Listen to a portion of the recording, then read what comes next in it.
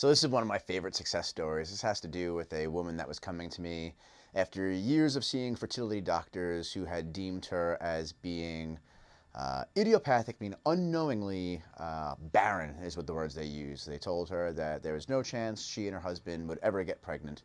And they had spent about 3 years trying to get pregnant. But every doctor and specialist, and nothing was working for them. So she had come in, and I did the evaluation on her the very first day and figured out that there was a lot of mental, emotional stress that was going on. Obviously, after being told, like, you're never going to have children and trying for so long, I can understand why she would be under mental, emotional stress, right? It's not a word or sensation or experience anybody wants to go through. So sat down with her and came up with a treatment plan. And I treated her with acupuncture that day and a little bit of massage. And the whole focus on that treatment and the following treatments was really to give her stress relief, to allow her to kind of come to terms with where things were, allow her brain, her neurological system, her endocrine hormonal system to find balance, homeostasis, and get out of the reactive, sympathetic fight, flight, or freeze phase that it was in. So, treatment plan was really kind of at that point like cool down the pot, take the pot off the fire, and let her chill, relax, and feel a little bit better about being a human and get some love back in her life again. As part of her homework, and that day we did a guided visualization process with her. And it was more than just a visualization, it was a guided experience process, I would say, where we had her visualize, but also manifest the emotions of the experiences that she was visualizing in her mind. And what we did is we walked her through a life progression, but it wasn't her life progression, it was the life progression of the child that she was going to have at some point. So we had her close her eyes and like drift off and then think about, what it would be like before the conception of the child. Her and her husband went out for a wonderful dinner, and they were dressed up nice, and the atmosphere was wonderful. The food was delicious. The wine was great, and they laughed and they cuddled, caressed hands, had a great experience. The rest of the room turned off, and it was just them and each other's love and moment. And from there, they went home, they held hands on the walk home, and it made it a really beautiful, sensual moment for her. They went into bed, they did what they did, and it was the most, romantic, loving, compassionate moment of their lives, where two human hearts came together and united for one. And they fell asleep lovingly, embracing each other in their arms. She woke up the next day. They had a wonderful breakfast. He went to work. Life carried on. Sometime later, a couple days, weeks later, she took a pregnancy test. And this is all the meditation that we went through, visualizations. This isn't the story that happened, but this is the story that we were telling her brain that was going to happen.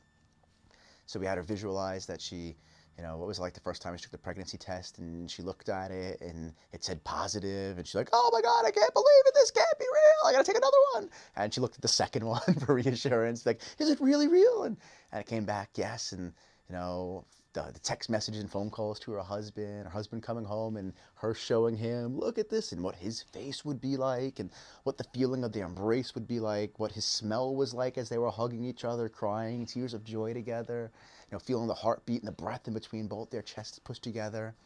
And we went from there into the first time they heard the baby's heartbeat, and the first time they saw the baby in the ultrasound, to the first time she noticed she had a little belly bump, a baby bump in her belly, to her first kick, to her husband feeling the first kick, and him be like, oh my God, there's something inside of you, like the crazy realizations that you go through in that process. And from there, having a wonderful childbirth experience, the first time she held the baby and looking in the baby's eyes and that connection that she shared, the tears, what they felt like, and the baby being warm on her chest as she caressed and held the baby, and the first time her husband held the baby and watching his reaction and his facial expression, just trying to get as much mental, emotional, like, juice out of the situation. So she was literally feeling what was potentially going to happen to her.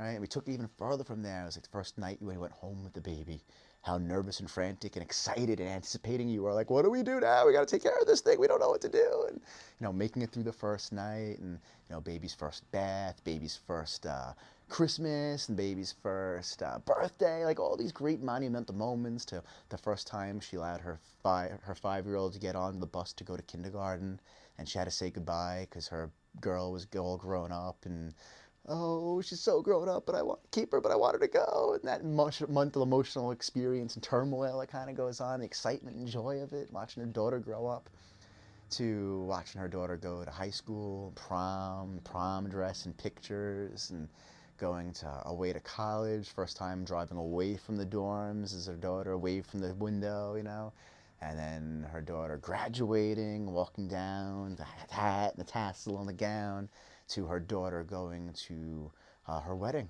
right? Picking out a wedding dress and seeing her husband walk her daughter down the aisle, give her daughter away, and then come sit back next to each other, and them holding each other's hands and looking in each other's eyes, be like, oh my God, our daughter's growing up. And from that, her daughter conceiving their child, and the first time she got to hear her granddaughter cry, first time she held her granddaughter, and that cycle repeating itself. And it was really amazing because I knew what I was doing in the process and kind of reprogramming her brain to just have a good relationship with the fact that her entire experience of trying to get pregnant was told to her by doctors that she was basically a failure and incompetent and couldn't be able to do so, and taking away a mother's motherly identity. A travesty, a complete disservice and medical malpractice in my mind, to giving her back a sensation of love and enjoyment and a desire for having the experience and a reason to go forward, like a good, passionate reason to exist and continue with the journey. Little did I know until after the fact, like really what was going on neurological and endocrine wise. But moral of the story ended up being that she did that practice every morning and every evening to the fullest extent that she could. And she would tell me each week when she came in that like the smells became more potent. She'd be actually able to smell her husband when her husband wasn't in the room. Like, so she put a little bit of effort into these things. It wasn't just like, oh, let me think about it. But 3 weeks later, she was pregnant. After 3 years of being told she'd never be able to have children, and trying and trying and failing and trying, and being told that she was barren, that she was infertile, and she would never have a child. 3 weeks of just having a strong belief with a clear emotion and a clear intention allowed her body to change the programming that it was running underneath, and allowed her to have a child who I now believe is in high school at this point, still in contact with both the husband and the wife. And it's just a miracle that happens when you actually do medicine appropriately and treat people as humans, and don't look for the problem, but actually look for solutions and trying to give people a quality of life that's better, not just physically, but mentally, emotionally, spiritually, because we all grow from the inside out. So I just wanted to share that success story with you. That's one of those ones where I get to give myself a pat on the back for doing the right thing. And the reality is that it was her that did the right thing. I was just kind of a little guiding influence and maybe a little transmission from spirit that guided me along the way. But a beautiful story nonetheless. And I hope you can take some of those lessons and maybe use some of those patterns and imageries for you in your life and some of the things that might be holding you back, or you might need a perspective change, because the brain can do magical things. It's a miracle within inside us. So enjoy. Hey, I hope you enjoyed that video. I'd like to invite you to be part of our community by subscribing below. Stay up to date with our notifications by hitting that little bell icon. And if you have any questions, comments, or concerns, leave them in the box below and I'll get back to you.